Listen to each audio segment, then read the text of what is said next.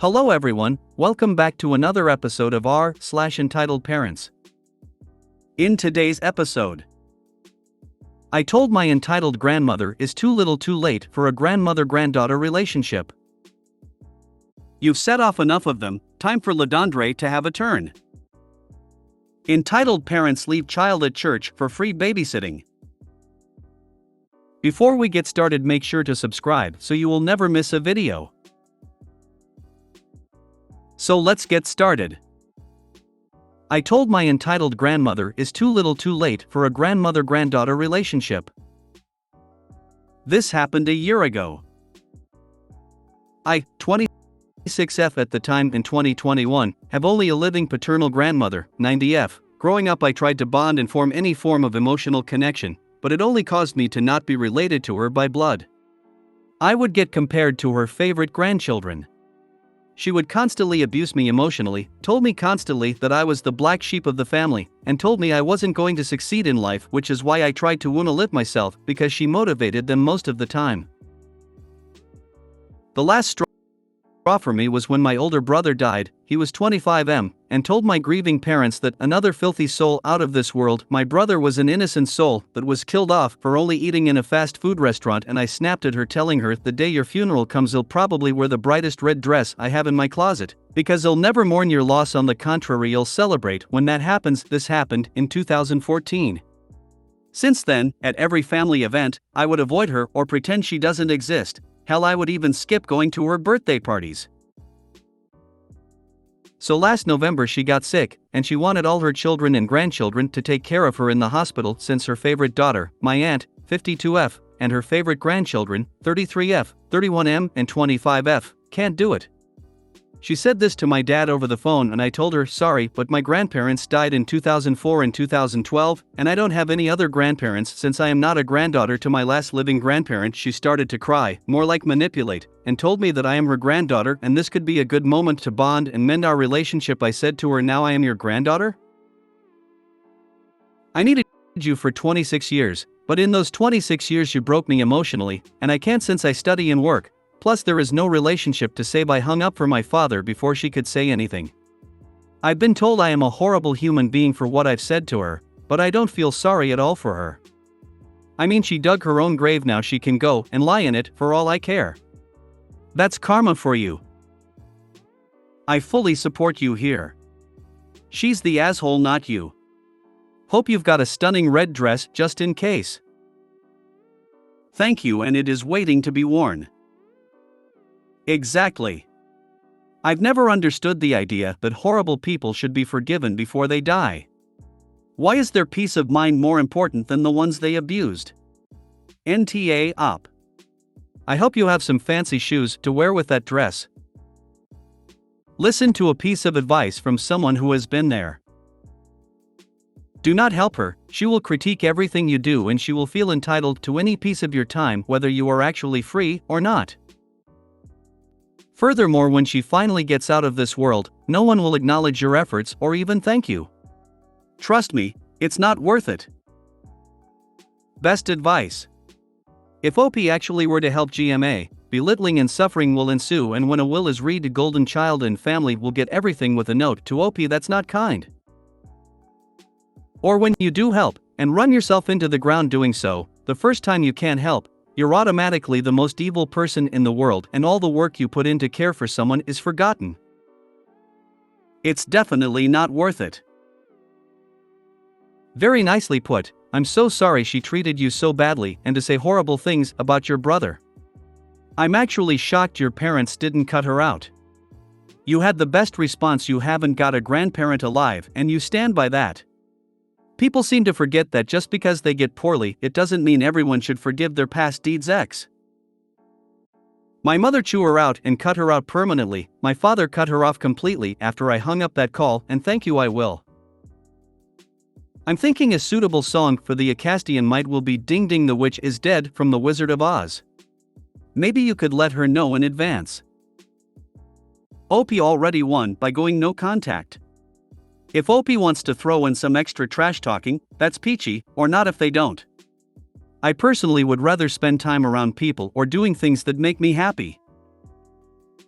And I'll probably even listen highway to hell while I'm at it. I told my grandma she was my only remaining grandparent alive, even my mom had passed. That I would only attend her funeral to shoot her in the head, because zombies rise again. Before I told her to go fuck herself in hell, you miserable C*NT. I never spoke to her again and I didn't attend the funeral. It felt amazing to cut that toxic person out of my life. Much happier. Enjoy your life without her. Kudos to you, friend. The guilt that comes from family ties runs deep. I have utter respect for people who can put their foot down and say no more. I'd tell you to piss on the grave, but that'd be a lot to ask. Little cup of weed killer dunked onto her stupid grass patch should do a nice trick though. Good luck, happy life to you. Aw, hell no. Day of her funeral, put on your red dress, get your hair and makeup perfect, then go out and celebrate that cancer being eradicated from your life with some friends. Have your own kind of celebration. You've set off enough of them, time for Ladondre to have a turn. Every year, I host a neighborhood party for the 4th of July. Everyone is welcome, unless they decide to be an asshole. I live in a pretty poor area, I'm the only one with a pool, and I bought the property next door and knocked the house down, so I have a double-size plot. I'm not saying any of this to brag, just explaining background information. Plenty of room to party. The party went pretty well. People started showing up around 1 p.m, we played in the pool, we chased my dogs around the yard, we ate some barbecue, and we had some beers. The teenagers went off to take a walk, read, smoke some pot, right before sunset, so it was just adults and small children around when I started my fireworks show. Every year, I spend $2,000 to $3,000 on fireworks. I only set them off between 9 p.m. and 11 p.m. on the 4th. I'm not one of those folks setting off fireworks for a week before/after the holiday. One rule I have is that I am the only person who is allowed to light fireworks on my land. If anyone is getting rushed to the ER missing some fingers, it's not gonna be one of my guests, it's gonna be me. So, I set off my first 3 rounds of mortars, 28 total fireworks, and as I'm getting set up for the 4th round, 22 fireworks, a woman who I have never met approaches me. She's apparently my 4th neighbor to the west sister, but I had no idea who she was at the time. My daughter is really enjoying the show, but she wants to light one instead of just watching. Me, sorry, I don't let anyone light fireworks on my property, but me, this isn't exactly safe, and I don't want to get sued. Oh, sugar, it's okay, she'll be fine, look how sad she is. At this moment she points at a smiling girl who is clearly no older than 7. Me, I'm sorry, but even if she were 21 I wouldn't let her do it, there's no way I'm letting a child risk their fingers. You just want to hog all the fun for yourself. You've set enough of them off, time for Ladondre to have a turn. Stop being selfish. Me, ma'am, you and your daughter have been enjoying my food, my pool, and my yard for the past 8 hours, for free, and you're calling me selfish because I care about your child's safety? But she wants to light one. Me, that's not going to happen, and if you continue to push the issue, I'm going to have to ask you to leave. Now, kindly step back so that I can continue the show. We've been arguing this whole time, and people want to see fireworks, not arguments. Just sit back and enjoy the holiday. At that point, she went over to her daughter, grabbed her by the arm, and went back to her brother's house. I feel bad for the kid. She missed the rest of the show, and she missed the homemade ice cream cake I bring out at the end of the party.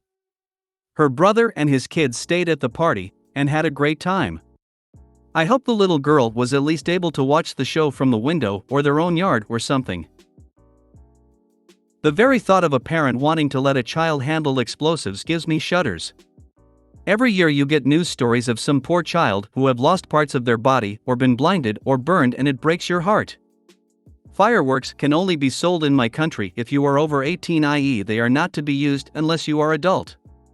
This mom must have a main wish on her daughter. By the way, your street party sounds great. NTA. We don't do a ton of fireworks, but kids don't get them. A 12-year-old might get to light a snake. 7-year-olds get a glow stick. I still have the scars on the back of my legs from sitting on used sparklers someone just tossed onto the steps. I narrowly missed having a small child set my hair on fire in a park once. We have a wash tub we put water in, and all used fireworks and sparklers go in it afterwards, minus the large fountains and such, which we douse. No one sitting or stepping on still hot fireworks here. How is this parent asking if their 7-year-old can light fireworks? Do they understand what fireworks do? Was this person sober when asking? I know it isn't the point of your story, Opie, but I really admire your generosity and kindness. This is exactly the kind of thing I'd like to do if I had the finances. And the kind of ungrateful users who want it all their way and will ruin it for everyone given the chance. Thanks, Opie. Love to hear how good people improve their communities. I know someone who lost an eye. Glad you stuck to your guns. I know someone who lost a little sister. What a horrible parent the EM is. I deck why she would want a kid that age to light fireworks. I'm pretty sure it's not even legal for a child to handle those. That mom sounds way too lax to handle fireworks herself, honestly. I mean, they're colorful explosives and shouldn't be taken lightly. She was probably using her kid as an excuse to do something she wanted to do. She would have told the girl which one to pick, and she would have helped her with the lighter or matches or something. She seems to think setting off fireworks is fun. She saw Opie doing it for 5 straight minutes and decided he was having too much fun and needed to let someone else have a turn. As far as she was concerned, this was just another party activity she was entitled to participate in, not observe. You sound like a truly generous person, which means someone will have to push that and want more. I suppose you're fortunate no one grabbed a mortar and ran off to fire it themselves. You just know this started with mom telling LaDondre, "Wouldn't you like to set off some of the fireworks, darling? Wouldn't that be fun?" Ha! Come on. Drags kid over to bother you. I have a core memory from when I was 7 that goes far differently from this story. I was terrified of lighting anything beyond a sparkler, but the little girl from the family we were doing fireworks with was happily lighting off firecrackers and the like. She lit one of those old bees that would zip up almost immediately, and up it indeed went right into her hair. She had long, beautiful black locks. She ended up with a 3rd-degree burn on her neck and lost a bunch of that beautiful hair to being burned away. She also got burns on her hands, because she reacted the way any 8-year-old would. She panicked and tried to pull it out while it was on fire. Anyway, after that my parents started taking us to a fireworks display and we never bought fireworks again. Most parents would be keeping their kid far away from where those fireworks were being set. What an idiot. Poor kid. Entitled Parents Leave Child at Church for Free Babysitting. I read another story recently that reminded me of this incident, which took place in the early 2000s. I was working at a large church, 2,000 plus members, and on Sundays I ran the audio and video booth. We had 3 services, a 7 a.m. early service, the main service at 10 a.m., and a late service at 11:30 a.m. Each service ran for about an hour and 15 minutes. One Sunday during the 10 a.m. service the pastor's wife went into labor, 3 weeks early. The pastor left in the middle of his sermon and the youth pastor took over. The youth pastor did a great job of taking over and wishing the mother and baby well, and that service wrapped up early. We had a quick meeting to decide what to do about the 11:30 service, and the youth pastor volunteered to give a sermon he had prepaid for youth group later in the week. It was his first time giving a sermon in front of that many people up on the big stage. He was nervous and rolled through it quickly, then forgot about the closing songs, so church ended at 12:15 instead of the normal 12:45. Everyone had cleared out of the church by 12:30-ish. I shut down all the equipment and turned out the lights and went down the hall to make sure the lights were out in the classrooms, like I normally did. One light was on, and I found Kay, another church employee who worked in the nursery on Sundays. She was sitting in a rocking chair rocking a toddler, and I saw tears rolling down Kay's face. I asked her what was wrong, and she could hardly speak, she was so upset. She said the toddler's parents had dropped him off before the early service and never came back. The poor baby had been there for almost 5 hours. The parents had not given a contact number. All Kay knew was the child's first name. I immediately called the youth pastor, who quickly turned around and came back to the church. The child was very out of sorts, either hungry or tired. We had snacks, but no food, and there wasn't really a place to put a kid down for a nap. I ran to get some chicken nuggets while they figured out what to do. When I got back, a couple had pulled in right in front of me. They asked where everyone was, and I said church ended early. They said okay, we are just here to pick up our son. I wasn't about to get involved with the drama, so I just unlocked the door and let them in. The youth pastor was livid and lit into them. It turns out the parents wanted some time alone and had been dropping their kid off at church and then leaving to go do stuff. They had been doing this for weeks, just dropping him around 7:45 a.m. and coming to pick him up around 12:45 p.m. Here is the part where the parents are really entitled. They got mad at the youth pastor for ending church early. They yelled at him for endangering their child and threatened to sue. The dad was up in the youth pastor's face, and I thought they might fight, but the youth pastor was a big dude, and I think that kept the dad from doing anything else. I didn't stay in there. I went into the next room with Kay and the child and gave him the nuggets, which he gulped down. The parents finally took the kid and left. The youth pastor and his wife took us to lunch because we, mostly Kay, were still upset by the whole thing. I think about that kid a lot. I hope his parents didn't abandon him. I wish I had a follow-up, but as far as I know they never came back. Parents like that need their kid taken away from them, as what they did is considered child abandonment. The reason they never showed up again is because they knew that if they tried that shit again, there is a decent chance that CPS and/or the police would be called for child abandonment. I'm sure they just found another church or somewhere similar to leave the poor kid. Absolutely breaks my heart, especially since the little guy was hungry and exhausted. They're lucky the staff didn't get a chance to call the cops, because I absolutely would have to report an abandoned child.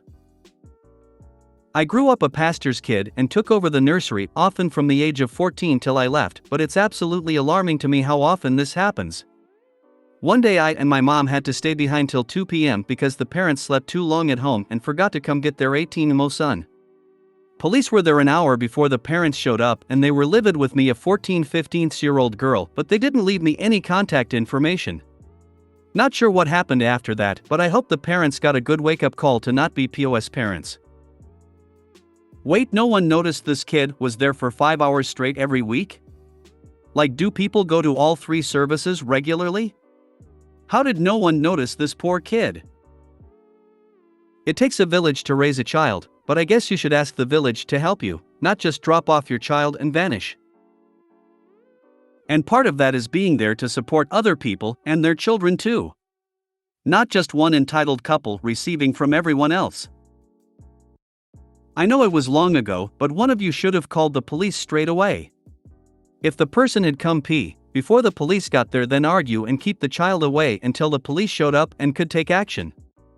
They would have alerted CPS/social services of repeated child abandonment and neglect to ensure the child was safe and not just dumped at another church the next week. Poor child growing with parents that have no concern for its well-being or safety, just that they get to do what they want. Parents probably found another church. Let's not forget the evil predators that lurk around the churches. This child was fortunate to be in this one. I shudder to think what could have happened. Your church needs a child protection policy put in place ASAP. The ones in big churches I've seen involve the parents or other responsible adult signing the child in and out. Full name of child, full name of parent, and phone number. If a parent does not show up to pick up the child within 15 minutes after the end of the service at which the child was dropped off, you call the parent. No answer or parent after another 15 minutes or so, call into police. Policy is clear, in writing, and signed by parents and staff. Playing with fire if your youth ministry simply takes children in without knowing anything about them. Accidents, allergic reactions, or other illnesses. What if there had been a fire or other catastrophe? You need to know who is in your care and how to reach their legal guardian in an emergency. If you made it to the end of the video, thanks for watching.